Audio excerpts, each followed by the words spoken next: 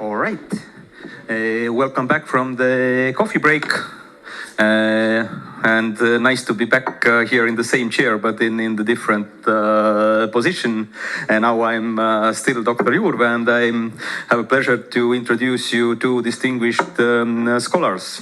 Both are doctors, one from law, Michael Riepl, and Anna Ambrozovich-Gajovnik, who is Doctor of History. Let's start with Michael. The floor is yours. Great. Thank you very much. I'm going to be using this microphone. So thanks for the introduction, Ivo. As Ivo has already revealed, so I don't have to make this confession. I am a lawyer, so I'm one of these lawyers trying to be historian. There's another one over there. Thank you. I'm not alone. So, my specialty as a lawyer is actually international humanitarian law, so Geneva Conventions and other treaties. But for the past 5 years, I was not working in academia. I was actually working in practice for an international organization in different conflict zones, in the South Caucasus, in Africa, and my last mission was 2 years in Ukraine. And actually it was in Ukraine when I stumbled upon the topic that I will present to you today. By pure coincidence, I came across a video, and instead of explaining to you what is in the video, we'll just watch it, and then you'll get what case or what problematic case I'm going to be talking about. These are all, for you to understand, these are all Russian prisoners of war that are about to be exchanged. So this video was taken during an exchange at the Ukrainian-Russian border. The Ukrainian POWs were waiting on the other side of the border, and these were the Russian soldiers in the hands of the Ukrainians about to be exchanged.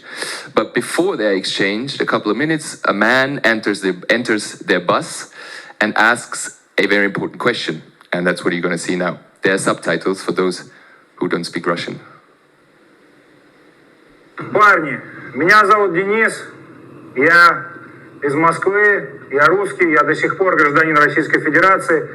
Самое главное, то, что я командир русского добровольческого корпуса. Это подразделение русских граждан России, которое с самого начала этой войны воюет за Украину. Воюет довольно успешно. У вас, конечно, как всегда в жизни сейчас, есть выбор. Вы можете быть обмененными в порядке процедуры. Вы можете принять участие в программе «Хочу жить» и остаться в Украине. Раздам вам визитки.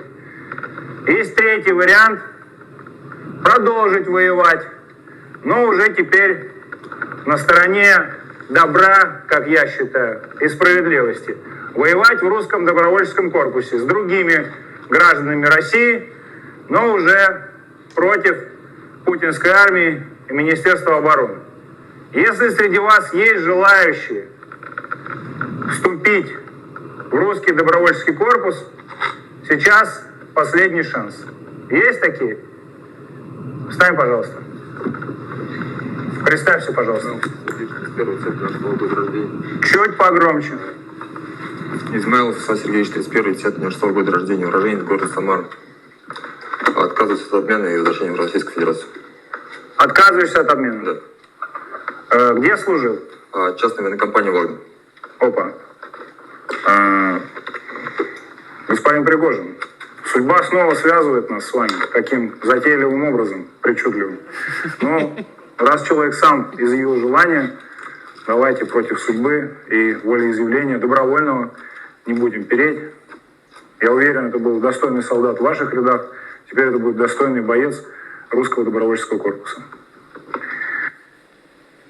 Okay, so this was the video, then goes on still for a while, but the important thing you probably got, so there is an exchange, but shortly before the exchange, somebody from the so-called Russian volunteer corps is coming in and asks them to fight now for Ukraine. And one person raises their hand, and actually it was not very clear in the subtitles, but he was from Wagner, from this private military company, and he offered to fight for Ukraine. So I asked myself, I came across this video in Ukraine 2023, just randomly on Telegram. Actually had nothing to do with my work, but I asked myself, what what is the situation under IHL? Is that legal under IHL to recruit among prisoners of wars for your own armed forces? And we already have the luck to have one brilliant presentation on what labor prisoners of war can and cannot do. And you probably remember from Jacek's presentation that they cannot be compelled to do any labor in relation to military operations. And even if you force them to serve, in your armed forces, that would be a war crime, according to current IHL. But here we're not speaking about forced participation, we're speaking about volunteer participation, because this man, if we take this for granted, this man got up and voluntarily joined the armed forces of Ukraine. So that brings us to another article, actually Article 7 of the Geneva Conventions, which is a bit peculiar, and it says that you as a prisoner of war, you cannot, under no circumstances, renounce in part or entirety your rights. So it means basically you have certain rights under the Geneva Convention, but you cannot give them up, even if you want to give them up. And that seemed to me, maybe in this situation, a bit harsh, and I was wondering whether this also excludes forced voluntary recruitment. So I did what all lawyers do when they are not sure about how to interpret a provision after reading the treaty. They go to the commentary. And the commentary is basically, for the non-lawyers, it's basically an explanation, an instruction how to read a treaty. It's much longer. It's also not binding, like the treaty is binding on states, not the commentary, but it's often a good guidance. And the most authoritative commentary for international humanitarian law, for the Geneva Convention, is the commentary of the ICRC, the International Committee of the Red Cross, especially the one released in 2020. So I went there and I had a look. And I found something, actually. The guys who wrote the commentary, they thought about this. And they said, you know, it's a bit long, but we'll break it down, don't worry. Some interpret Article 7 to mean that you cannot accept voluntary recruits from prisoners of war. But where the ICRC has nevertheless encountered such situation, so it happened, they try to independently verify at least a voluntary choice. But even with this protective mechanism, so the ICRC verifying, it is highly doubtful whether these decisions can be based on free will. And finally, the author concludes that if you allow this practice, it may weaken the overall protection for prisoners of war. So here you see something which is very common among lawyers. If we're not entirely sure, we start to use words like some-interpret, or has nevertheless encountered, or it's highly doubtful, or it may be weakened. So we don't want to really come to a very hard conclusion, because maybe practice doesn't allow one or the other. So that's what I would write in an exam if I'm not entirely sure and I still want to kind of write my way out. So I did then what lawyers do if they have read the commentary and they're still not sure how to interpret a provision, which is, I read another commentary, which is the older commentary written by this gentleman here, Jean Pictet, who was the then director of the ICRC, especially in 1949 when the Geneva Conventions were adopted. He has been there through all the negotiations, so he really writes a first-hand account of what happened. And he writes something interesting in his commentary. He writes, there were a number of cases in the 1914 to 1918 conflict, so the First World War, and they might occur at some future time. So that got me interested in what these cases were and how they were dealt with at that time. And that's what we're going to look at today. What were these cases that Jean Pictet mentions? And to be honest, while I was in Ukraine, I didn't have a lot of time to think about these cases because there were other more pressing issues. There were, you still remember probably, and probably they will unfortunately start again soon, the major attacks on infrastructure, power cuts, prisoners of war. So I was not worrying about this issue. But when I left the ICRC and went back to academia, actually, I did some research in the Georgian National Archives. And in the Georgian National Archives, by pure coincidence, I stumbled across the same topic again. And to understand why there is information in the Georgian archives about this practice, we have to go back to the outbreak of the First World War and Germany's position at the beginning of the war. So Germany found itself in 1914 in the situation that it always tried to avoid. I'm sure all of you know that. It was a war from two sides, from two fronts, and it had to identify as quickly as possible weaknesses in its enemies. So one of the weaknesses it identified, especially in the Russian Empire, is very well known to you. It's the multi-ethnic composition at that time. So if you look at the census of 1897, actually more than 50% of the Tsar's subjects were not ethnic Russians. There were Estonians, there were Latvians, there were Armenians, Georgians, Tatars, and so on. And actually, in absolute numbers, Russia had more Muslims, for example, than the Ottoman Empire in 1914. So the Germans saw this as a weakness, and to a lesser extent also in the two other empires, in the British and the French empires. And they thought, you know, we could use these minorities to fight against our enemies. We could stoke revolution, we could foster discontent among these minorities. And they did, and they got very creative. They created something that they called Revolutionspolitik, revolutionary politics, and it had many, many different angles. So the first thing they did, they went to the Sultan in Constantinople, and they got him to declare a global jihad in favor of Germany, to make all Muslims around the world, except in the Ottoman Empire, rise up against empires, the British, the French, and the Russians. They also did other things. They issued propaganda, they funded and helped national self-determination movements, and they tried to create national legions. So national legions, and here we come back to the Georgians, were legions of volunteers that were supposed to fight against Russia, and then later, ideally, form the core of a national state army after this ethnicity or these people broke away from the Russian Empire. So for the Georgians, actually, there was a Georgian independence committee that were Georgians in exile in Germany, and they approached the Germans and they said, you know, we could go to prisoner of war camps and we could recruit among the many, many, many Russian prisoners of war. We are sure that there are a lot of Georgians among them, and we could, you know, make a legion out of them and then fight against the Russian Empire. So the Germans liked the idea, and they went along. This is a telegram that I found in the archives from the very influential ambassador of Germany in Constantinople, writing back to the Foreign Office, saying that yes, we want to do it, but we only want to take people, here you see the underlined part, that are completely voluntary. So we don't want to force anybody, only really volunteers, because we want them to be effective. And because they're Germans, they also kind of wrote up a treaty and put everything in there. And this was a treaty that actually the Ottoman Empire signed with this so-called Georgian Independence Committee, which is really remarkable in terms of provisions. It guarantees also later the independence of Georgia, but it also mentions that the Georgian Committee has the right to recruit prisoners of war in Turkey, in Germany, and in Austria. But it wasn't restricted to the Russian Empire. The Germans also set up the so-called Irish Brigade, actually under the leadership of somebody you might have heard of, under Roger Casement, who was a hero in Britain before the war, because he had exposed crimes in Belgian Congo and in Peru. But during the war, he approached the Germans and he asked, again, to go through the prisoners of war camps, find the Irish, the fellow Irishmen, and form a legion with these people to fight against the Brits.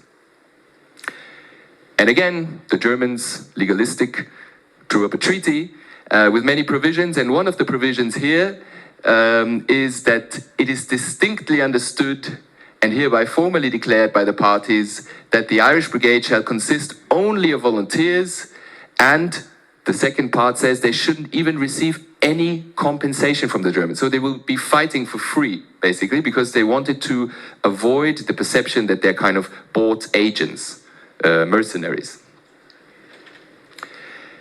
Another episode, and then we'll go to the law again, is this camp Wünsdorf-Zossen, which is actually today south of Berlin, maybe half an hour. And this a prisoner of war camp during the war, and it was also the place where the Germans kept around 30,000 Muslim prisoners of war. And they built in this camp the first ever functioning mosque in Germany to show the Muslim prisoners of war that they are actually the better empire, the better country, that they should rather rise up against their British or French or Russian overlords, because Germany is so good that they even built them a mosque. And there was also a camp newspaper with the very well-sounding name El Jihad that was printed on a monthly basis and given to the prisoners. So, this phenomenon was not only German, even though the Germans were, I would say, the most creative. One, and we've talked about this yesterday, Michael, the most successful example of recruiting prisoners of war, however, was the Czechoslovak Legion, that had an impressive amount of, 145,000 men all over Europe and around 70,000 men in Russia alone. These were not exclusively prisoners of war, because Russia had a big minority population of Czechs. There were Czech volunteers that came without being imprisoned first, but they also, the Druzhina, they also went to the prisoner of war camps, and they recruited especially among Austro-Hungarian soldiers, and they weeded out the Czechs. So we can conclude that this was a widespread practice actually during the First World War. So Jean Pictet in his commentary, he was right. It was practiced both by the Entente and by the Central Powers. Both of them encountered a certain difficulty of sometimes distinguishing voluntary from forced consent, because after all, the people that they tried to recruit, they were prisoners, so they were kind of in some kind of difficult situation to start with. And to be honest, only few attempts were really militarily successful. The Germans, with their legions, rarely managed to gather more than a handful or 1,000 people. The most successful attempt is probably the Czechoslovak Legion, that really became a formidable fighting force and later played, but all question here go to Michal, I already said that, I will forward any question to you. They played a very important role in Czechoslovakia after the war. So the question is, how did IHL see that at the time? Well, at the time, there was no explicit prohibition to do that, to recruit POWs on a voluntary basis. But, and we heard that yesterday too in Michal's presentation, at the time, honor and loyalty was really a thing that permeated IHL and permeated all of the imperial armies. So the ICRC, and I actually got this from the chief ICRC archivist before the presentation, the ICRC launched an appeal to states not to do that, this kind of propaganda among POWs, because, I quote, "This is the negation of the principles of loyalty, honor, and respect that is at the heart of any society and army," that the ICRC wrote in that case to France and to Germany. Well, the issue was not mentioned, interestingly, after the First World War, when the Geneva Conventions were redrafted and we got a lot of new provisions regarding POWs in 1929. Only Article 3 says that the provisions, they are active until prisoners of war are repatriated, but there is really nothing about whether you can forego them, whether you can renounce them or not. Things really kicked off after the Second World War, however, and that had a reason. So during the Second World War, actually, there were not so many, or there were almost no genuine recruitments on a voluntary basis. And that had many, many reasons. The main reason being that the ideological gulf between the warring parties was huge. So for a POW to switch sides, there would have been even a higher hurdle, even a higher threshold. But also, if you talk about, somebody mentioned the Russian army fighting for the Nazis. I mean, these were people that were offered to get out of the German camps. But for them, it was really not a voluntary choice, because they knew if they stayed in the camps, they were very, very likely to starve to death.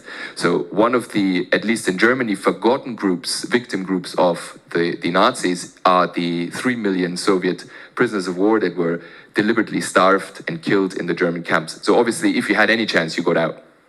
We can't really call that voluntary. So it's not surprising that in 1946, suddenly, we have a call for a stronger protection of prisoners of war. And there is this word that pops up in 1946 at the Red Cross Society's conference in Geneva, inviolability. So they want these rights to be inviolable. They want them to be non-renounceable, basically. And a bit later at the Stockholm conference in 1948, well, the ICRC proposes an article that should enshrine this. And the article reads like this, the upper one that you see on the slide. It says that prisoner of war may in no circumstances be induced by constraint or by any other means of coercion to abandon their rights. So this would actually allow for voluntary recruitment, because if you're not coerced or induced in any other way, then you could renounce your rights.